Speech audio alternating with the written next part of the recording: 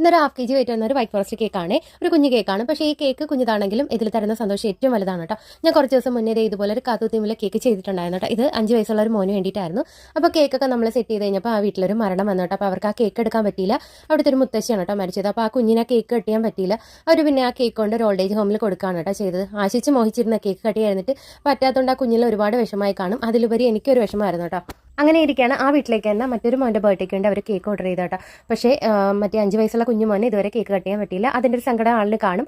അപ്പോൾ അതുകൊണ്ട് തന്നെ അവരെ നല്ലവരായ അച്ഛനും അമ്മയും എൻ്റെ അടുത്ത് വിളിച്ച് ചേച്ചി ഒരു കേക്ക് ചെയ്ത് തരാമോ എന്ന് ചോദിച്ചു. ഹാഫ് kg കേക്കാണ് കേട്ടോ. അപ്പോൾ നമുക്കിത് കേൾക്കുമ്പോൾ തന്നെ വളരെയധികം സന്തോഷമാണ്. ആ കുഞ്ഞ് കേക്ക് കട്ട് ചെയ്യാൻ തന്നെ എനിക്ക് ഭയങ്കര വിഷമമായിരുന്നു കേട്ടോ.